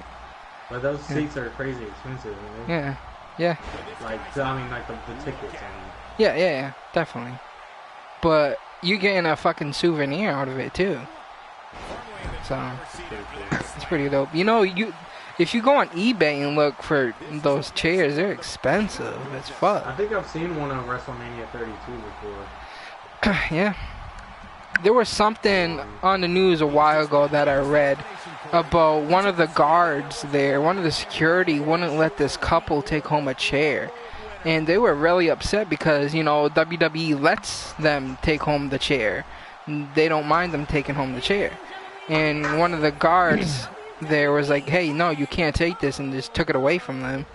and they were upset about that. Oh my god. And I guess the husband's wife had to buy a chair online for her husband, because you know she wanted to. It was a gift of going there for, I think, his birthday or something, and he was just upset that he couldn't bring that chair home. And she wanted like to cheer him up and be like, you know what? Yeah, I'm gonna get you that chair online. She had to pay a pretty good penny with it. Cheer him up. Yeah, wanted to cheer him up. Wow. Yeah.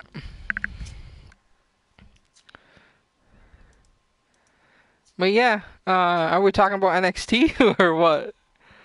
No, I've got nothing. What do you mean? I've got nothing. Okay, that doesn't mean we're not talking about it. Oh, sorry. Just shoot. I'm gonna talk about it because I'm probably the only one who okay. watched it. Well, I actually did watch it. I also did watch. And if you watched it and NXT. you don't have anything to say about it, then you've got a problem, because there were some amazing things that I think is probably going to make some people who are big fans of some people go back and watch this NXT. Now, I bet nobody listened to me last week when I told them to go. Sorry. Wait, say I'm sorry. The phenomenal I bet no one listened last week when I said to go back and watch Pete Dunne and Ricochet's title for title match, because that was nuts, and I bet nobody went back and watched that. the Hitman. But, okay, NXT started. William Regal addresses the hunt for the mysterious assailant of Aleister Black, blah, blah, blah. Called out Undisputed Era, and then Undisputed Era basically turned it back on them and wanted to, tried to turn it back on William Regal, and wanted to know about the assaults from the War Raiders. So they set that up at the next NXT, or the 2 weeks from then, or whatever. It's going to be Undisputed Era versus War Raiders. So apparently he's no closer to figuring out who attacked Aleister Black, and that whole thing is kind of getting a little bit old and boring. But the next match was a squash match. Victor Orchant versus Lars Sullivan. So Lars Sullivan's tossing dude around. Then out of nowhere, EC3 came and attacked Lars Sullivan, and actually, knocked him out of the ring at first, and then he came back in, and then he knocked him back out of the ring, and held the advantage on Lars Sullivan twice. It looked like it took quite a bit of luck, but I think it could lead to a pretty good segment where EC3 gets over in a babyface manner over Lars Sullivan. It worked really well in this match. The next match was the Street Profits versus the Mighty. Street Profits were more serious than usual, but it was a really good match for a while, and then they trapped Montez Ford's knee between the knees. Montez Ford's knee in between the stairs and the ring post, and then dude drop kicked the stairs. That looked pretty brutal. So they played off on the leg injury, and the Mighty won clean over the Street Profits, which I don't quite agree with, but I guess the Mighty's been there longer, and I guess tenure gets you something. So, if anybody got to go over with the veteran, it was a good match. I want to see bigger and better things from Montez Ford and old dude, because they're pretty awesome. The next match was Kairi Sane versus Vanessa Bourne. Kairi Sane beat Vanessa Bourne, then Shayna Baszler came out and talked some shit.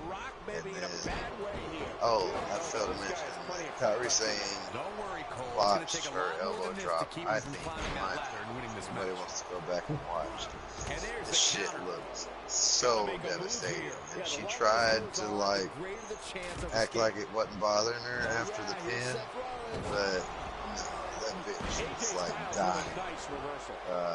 I swear to God, when Shayna Baszler was out there talking, I swear I saw a tear run down Kairi Sane's eye. She was like holding it in so bad, she was literally crying. I think she broke her arm, like, dislocated her shoulder or something, because she landed so flat on her elbow. Oh my God, it was hard to watch. So, yeah, they basically set up the stage for Kairi Sane versus Shayna Baszler at Evolution. Now this is what I've been waiting for, the NXT main event. Tommaso Ciampa versus, wait for it, Otis Dozovich. What? Yeah, Heavy Machinery. Yeah, Big which Otis. it was actually, it was announced last week. It was amazing. Otis brutalized Tommaso Ciampa for like 10 minutes. Tommaso Ciampa couldn't answer any of it. Like, I can't even forget. He's like, everything he did, like, Otis Dozovich just I definitely gotta watch this. Oh yes, he did. It was amazing. And finally, it took the draping DDT onto the side ring apron, like right there outside the ring, on the edge of the apron. He did that drop DDT there. That wasn't enough. Dozovich landed on his feet on the outside and crawled right back in. But as soon as he got back in, he did another draping DDT that I guess he stole from Randy Orton.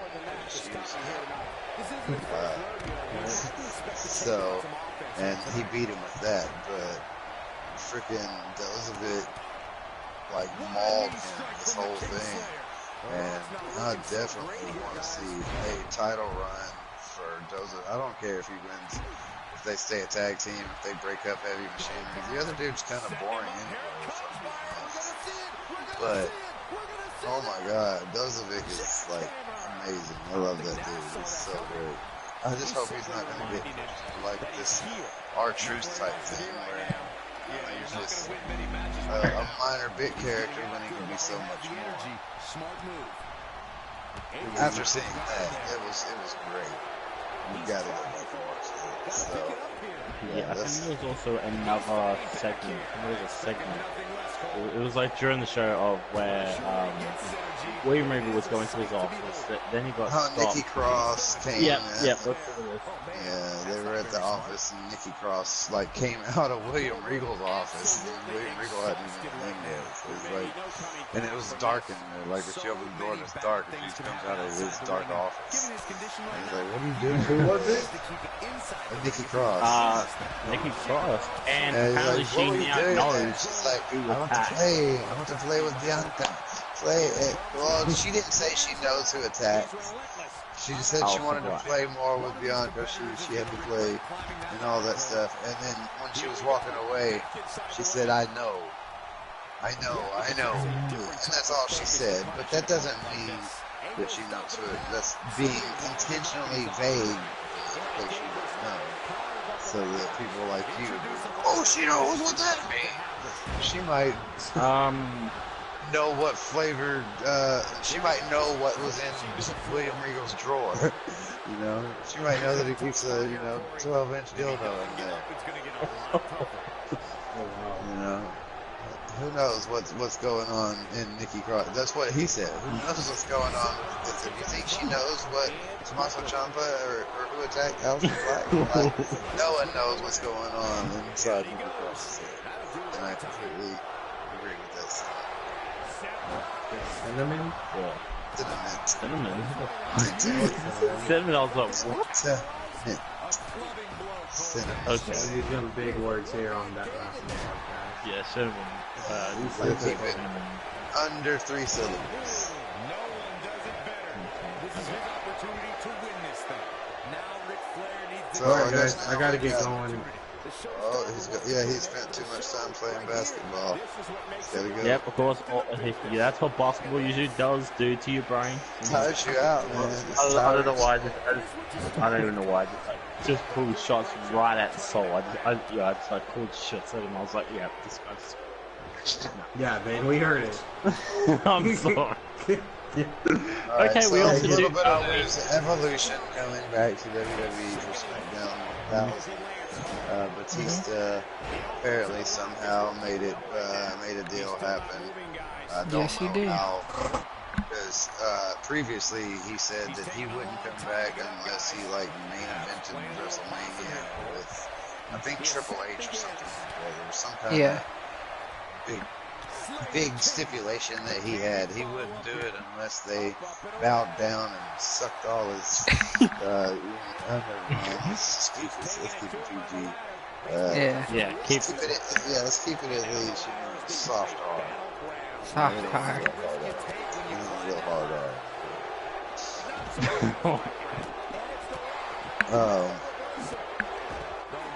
Yeah, what's the news? There wasn't really much news, honestly, anything major other than just checking. stuff we already know. Also, I hear Braun rumors Strowman. of 3MB maybe Braun coming Strowman. back, so that Dolph Ziggler trying He doesn't want to do this outside. Braun Strowman in a Yeah, movie. maybe. Yeah, Yep. Braun That's Strowman not- is gonna be in. That's not big, though. That's big Yep. to me. I guess for some Um, people that's big, though. Once it's I love. Well, it's not necessarily that. I'm more excited for the movie. I love Will Ferrell and John C. Reilly. Yeah. They're together. They're amazing. Step Brothers and Talladega Nights are two of my favorite comedy movies ever. Yeah. So they're definitely captured that magic again. This time as Sherlock Holmes and Watson. You know you're gonna get a no shit Sherlock off the bat. That's gonna be good. No shit, We Sherlock. also Jones. have some other rumors No shit, going around Sherlock. that Shelton Benjamin wants to be back on WWE television.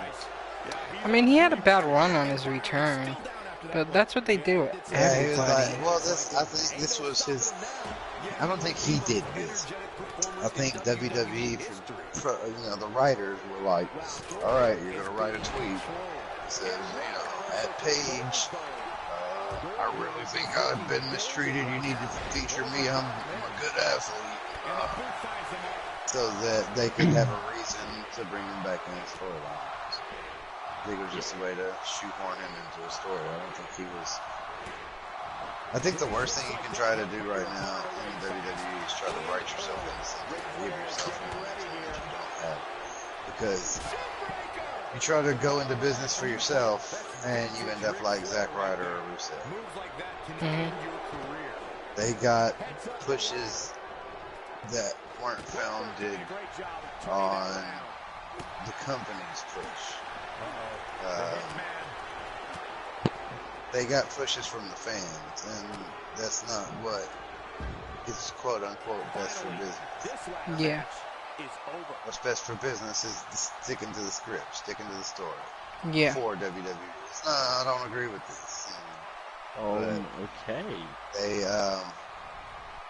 that's what they're gonna do. They're gonna stick to the scripts.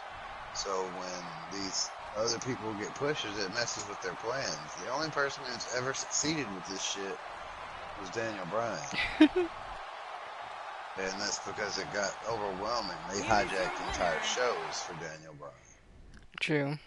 They did. So I can understand the passion behind the Daniel Bryan fans. I wish I would have been there for that era to have seen it go down as it went down. I would probably have a lot more To respect say, for Daniel Bryan and his work now. yeah, you should have a lot more respect for CM Punk too. Yeah. Let's talk. Yeah, should we talk I about the would if he came back if he would have came back at some point. He's got to be a little punk and not. So he's Hey, it's his name, depriving CM Punk. fans. Come on now. I'm just heading up. Act like a punk, man. Get treated like a punk. Yeah. Yep. I don't really have much from the news. I haven't really heard anything major. I mean, we have something from Goldust saying, Wait. he's on the point of retiring soon. Oh no. He was quoting, I'm not sure the exact quotes, but he was saying something about, as the years go by, the new wrestlers come in, they're much more faster, much more younger, much more, they can be in the ring longer than he can. They can put on amazing matches and everything, and he's saying how he can't keep up with it, and that his body's getting older, and he just can't keep up with the new crowd, the new boys. So he'll be I think he would retiring make a soon. funny GM. Seeing him as a GM, I wouldn't mind seeing him I as a think GM, Otis would be a hell of a funny GM. especially with his gimmick. It would be so cringy and awkward every time that you could just see all the crazy things he would make people do. Yeah, especially with his gimmick, too. Yeah, I think Otis would be a fire GM. Yeah, I agree. But he'll definitely retain a role somewhat in the company. I'm sure he'll be a producer or something. Yeah, something. A trainer or working in a performance center or at least help somebody learn how to do makeup. Yep. True that. Yeah. I'm just checking like a lot of my. Yeah, I'm just checking on Bleacher Report just for like news I can find. But I don't think I'm gonna find any. I mean, we talked about most of it within the show, too, so. See, didn't they announce some of the updates for 2K19? Well, they released a bunch of stuff now. They have released a bunch. Yeah, there was a lot of interesting things. Fatal 5-Way is a thing now. Yep. Yeah. But no special guest referees though. There's no special guest referee, so we can't do any more fucking referee matches. Great. But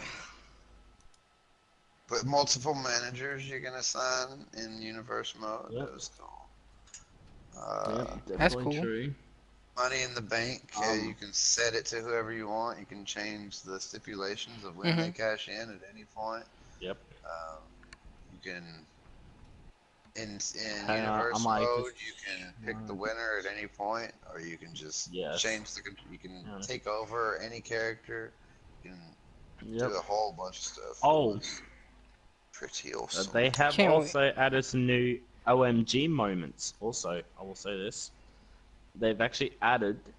Well, I also will say this. They've added the kendo assisted yes lock, which is for I think it's like a kendo stick yes lock submission thing. What they've been doing in career mode. The coast to coast is going to be an OMG moment. Multiple attitude adjustments. Triple powerbomb number 1, triple powerbomb number 2, and a breakout finisher is also a new OMG moment.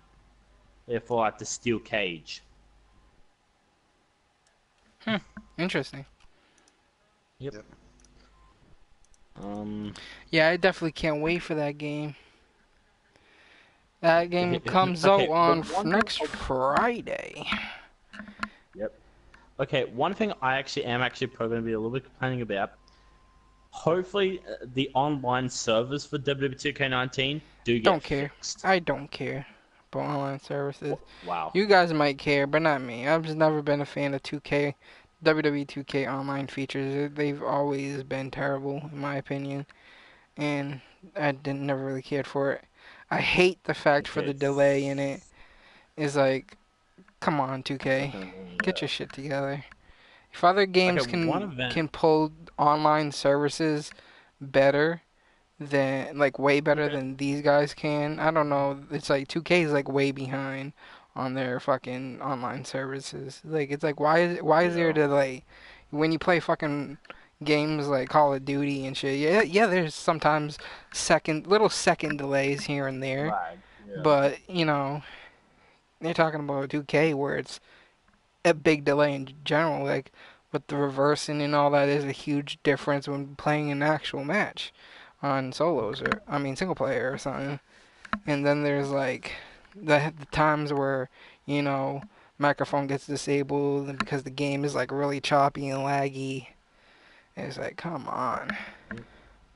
Hang on, yeah. Some of the things that I'm actually looking at right now is like some of like the my player stuff this year. Yeah, with like the. Also, you can actually create factions in like on my player. Literally, you can. Yeah, So 'cause you they can have announced like a that. faction now on Yep. my player, my career, whatever. Yeah, you can do challenges for like for like different factions such as like sanity. Oh no, like probably even the Wyatts. Have Like you you could heard do. anything about the universe mode? Like, I really want an in-depth There. universe mode too. Okay, there. Okay, I have. It's not Okay, like I'll more post in them. depth. You can do more stuff with it. Like you can have Yeah. instead of 4 titles, you can have 6 titles. Um, you can do more. You can do Yeah, I'll more just quicker post. to it. You can like pick winners and change controls and have a lot more authority over stuff. And they said that like when they have promos and stuff that they're supposed to be more reactive. That like they'll talk about the wins and losses that they recently happened, or they'll talk about what happened in their last promo or their last match, or that they got attacked, or that they'll refer to their individual stuff that's going on in their promos and in their storylines. So that'll be a lot better than hopefully than the crap that they throw out Yeah, we for the got 2K. promos. It's just garbage. I would fill Yeah. in my own shit, but this is too much. Mm. Yeah, but I'm actually definitely like Apparently, very excited. the for ref him. during the botch mode incident didn't even know that Liv Morgan was unconscious. He's a terrible ref. I was just saying that too in Discord. terrible I was ref. like, this ref is terrible to not notice a botch move or a freaking Liv Morgan being unconscious. Like this ref They should be say fired. he had no idea that she was unconscious. He's And fucking that stupid. explains why he let her get back in the ring for that triple suplex. He's fucking stupid. Yeah, that referee should be like, should be like gone from WWE. Literally, he should be. But but you know how referees are in this day and age. They're stupid, very too much. And it looks like I'm sorry, I have to Maria say that. Kanellis is cleared for a return to the ring. Oh, okay. That's right. So things are about to get a lot more. What's their song? How's it go? I don't even remember. I don't even remember. I'm not even. Yeah, I'm like not even really caring about their songs because it's just. Power of Love. No, the song was awesome. It was, but I don't remember it. Okay. Kofi Kingston breaks major WWE record as the longest reign tag team championship. Yeah. Hold That's up. that's good. The most days total of Yeah. being a tag team champion. Yeah. It's like a weird way to put it, but Yeah. just like a lot of it's not like the longest straight reign. Yeah, it's like not the a most longest straight amount of reign, time. but the most win, like most, yeah, the way you said it. Having the title as how many days he's held it. So the Cassius Ohno and Cesaro thing happened last night, apparently. Yeah. Yep. So I mean, I guess that is really recent. Very recent. Not really recent. Very recent. Yeah, not Last really night. recent, but it did happen at a house show. So it happened at a NXT Live. Why do I always keep freaking saying it was at an NXT Live event? God, it's a house show. God damn it. my brain is like gone from like one place to another today. I'm like, what the hell? But Not much other news. I don't know if you guys got anything else, but I think that's yeah, I pretty don't. Yeah, much I it. don't. Yeah, I probably actually don't even think that they would only want to hear about Jack Gallagher burying the idea of beating up CM Punk in an MMA fight. I did read this. It was a whole there was a whole article of which superstars have competed in MMA before, and the most impressive one out of all of them was Rezar from Authors of Pain. Oh, Wait, He's actually beaten some people who are actually fairly well known mixed martial artists, like in UFC. wow. He's fought in in the UFC UFC twice. or Yes, in he beat people who had MMA in fought in general? UFC. He beat people who have fought in UFC. Oh, okay. I want to. Yeah, I'm looking this up right now. I don't even know. Oh my god, he has. Razor. I mean, Yeah, yeah, I he has think an MMA he's. background. He wasn't he in I think he did a fight in Bellator not that long ago, like a couple years ago, right? Yeah. Maybe 4 years ago or something, 3 years ago. One of them He was lost. Batista. Batista actually had one MMA fight, and he won, but it was against this fat dude, and it took him way too long. It took him 10 minutes to beat up this fat dude. There were, where was it? I What? don't know. It was recent. I was trying to find the article I read earlier about it. But yeah, Jack Gallagher has apparently been in a couple MMA fights, and he went 2-0 between 2015 and 2016, and he hit this leg lock that was pretty amazing.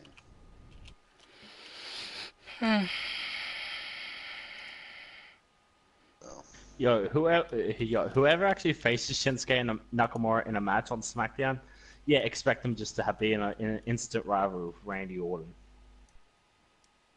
and the specific thing that Dan was talking about is they posted on Instagram in a Q&A with gentleman Jack Gallagher. They asked, "Would you go one-on-one with CM Punk?" And he says, "In an MMA fight? Question mark. At this point, that would be like bullying." Yeah, I seen that because how he lost 2 times. Do you think Jack Gallagher could beat CM Punk in an MMA fight? I don't know Nope. anything about his background, so I'm Man, you not say sure. nope so quickly. Why do you say that? Just because Jack Gallagher is like pale and skinny? That's the first No, no, mistake. no, no, Dude will probably no. kill you. Seen them headbutts he gives people? Yo, yeah, I'm just He saying. can take a punch. I Oh, guarantee you. of Taking course. them headbutts like that. You're just saying what, man? Go ahead. No, I'm not gonna say it. Oh, Yo, say it if then. they Say ever, yo, if they ever did, probably I'm gonna say this right now. CM Punk would knock Jack Gallagher out. That's a promise.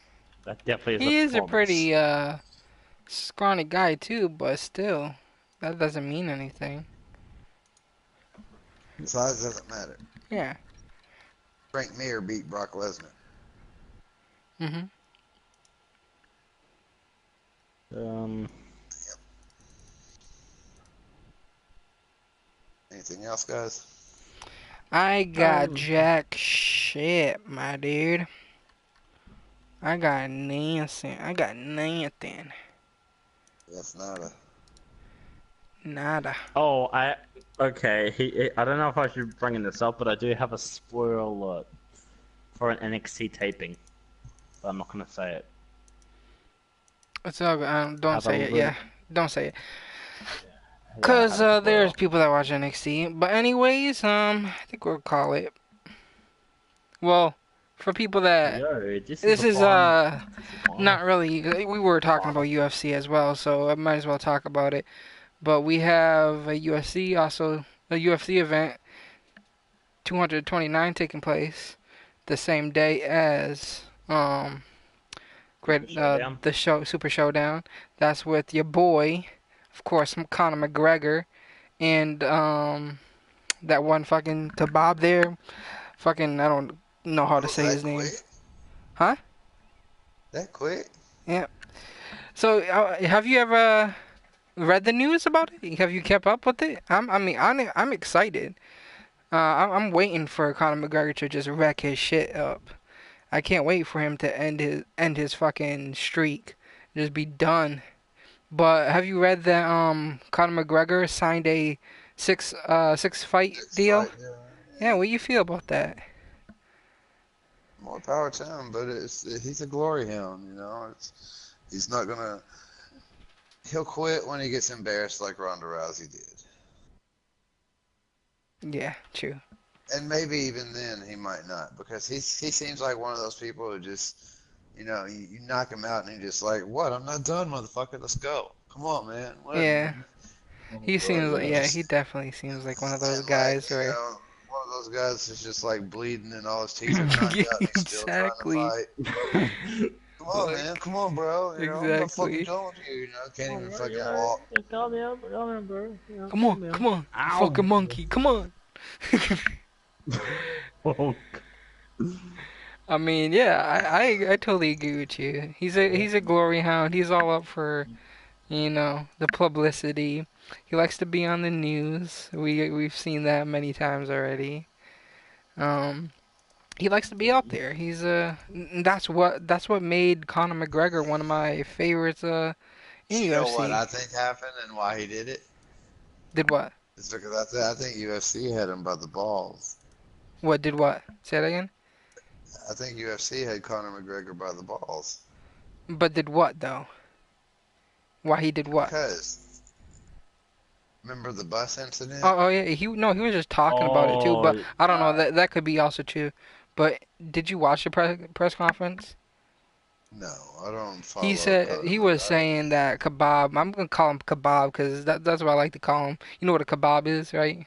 I know what a kebab nope. Yeah. I don't know what a kebab is. It's a food, It's but food he on a was saying stick. he was saying how kebab was in the tour bus and that he was hiding behind his entourage and didn't want to come out. And he said he got a little aggressive and he threw the shit at the bus. And one of the persons that got injured is actually one of the people that was, in front of, like, basically guarding kebab. Apparently, from what Conor McGregor was saying and from what he apparently saw in the tour bus. Because apparently he did go onto the tour bus and was calling him out. And then he got kicked off. And, he was still calling him out. And that's what he did. But yeah. Yep. I can't wait to see that fight. I'm gonna have to watch it the next day or something. I'm just trying to see what else we've also got for news on There's no stuff. other news. There's no other news, man. Okay. We're gonna call it a day. Yep. I'm gonna call it. End it here. It's actually our final WWE 2K18 podcast. Oh yeah. Yeah, we Oh, already of said course, this is our final Yeah, and of WTK course, I team. usually always keep forgetting. Well, I'm gonna do forget. Don't worry. Next week. Next weekend. 2K19. 2K19. First ever episode of 2K19 podcast. Dat Wrasslin. Yep. Make sure not to miss it. Alright guys. Take care. Peace out. Catch you in the next podcast.